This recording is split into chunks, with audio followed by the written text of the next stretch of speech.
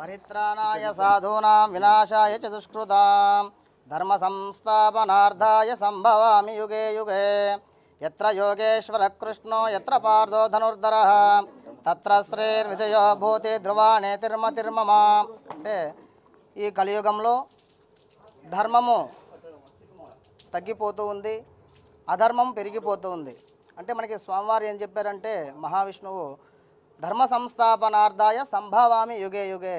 అంటే ఎప్పుడైతే ధర్మం క్షీణించిపోయి అధర్మం పెరిగిపోతుందో ఆ రోజు నేను ఖచ్చితంగా అవతరిస్తాను. ఈ లోకంలో ఉన్నటువంటి ఏవైతే అధర్మం ఏదైతే ఉందో దాన్ని పూర్తిగా నాశనం చేసి ధర్మాన్ని పెంపొందింపజేస్తాను అని చెప్పి స్వామివారు చెప్పడం జరుగుతూ ఉంది.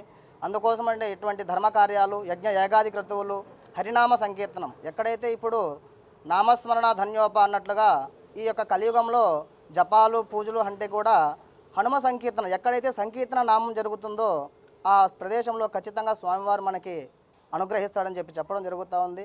కాబట్టి మనం చూస్తా ఉన్నాం హరే కృష్ణ ఇస్కాన్ వాళ్ళు కానీ, ఈ విధంగా హనుమాన్ చాలీసా పారాయణ కానీ, ఇట్లాంటివన్నీ కూడా ధార్మిక ప్రచారంలో భాగంగా ఇట్లాంటి కార్యక్రమాలు చేస్తూ జనాల్లో భక్తి మార్గాన్ని పెంపొందింపజేస్తూ మనకి మనకి పరిచయస్తులైనటువంటి మణికాంత్ హెల్త్ కేర్ క్లినిక్ అయినటువంటి డాక్టర్ రవికుమార్ గారు ఈ విజయవాడ పట్టణం అంతా కూడా మాకు చాలా పరిచయం చేపిస్తూ ఇక్కడ ఉన్నటువంటి ధార్మిక కార్యక్రమాలన్నింటినీ కూడా మాకు యాగశాలలో కానీ అదేవిధంగానే విశేషమైనటువంటి పూజా కార్యక్రమాలు ఎక్కడైనా సరే నలుగుమూల విజయవాడ పట్టణం కానీ విశాఖపట్నంలో కానీ ఎక్కడైనా సరే దాదాపుగా మమ్మల్ని అందరినీ కూడా స్వామీజీ గారిని తిరుమల తిరుపతి దేవస్థానము అక్కడ జాపాలి నుంచి స్వామివారు మనకి ఇక్కడికి రావడం జరిగింది.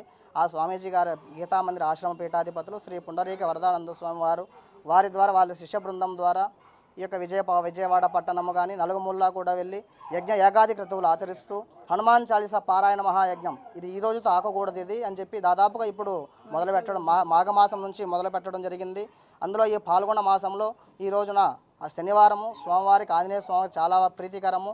ఈ రోజున మన మాణిక్యాలరావు గారి ఇంట్లో చక్కగా స్వగృహంలో ఇలాంటి కార్యక్రమాలు సాయంకాల సమయంలో చేసుకుంటున్నామంటే చాలా సంతోషంగా ఉంది. ఇట్లాంటి కార్యక్రమాలు ఇంకా పెంపొందింపజేసుకుంటూ స్వామివారి యొక్క అనుగ్రహాన్ని ప్రతి ఒక్కరికి కూడా స్వామివారి యొక్క అనుగ్రహం లభించాలని మనసారా ప్రార్థన చేస్తున్నాం.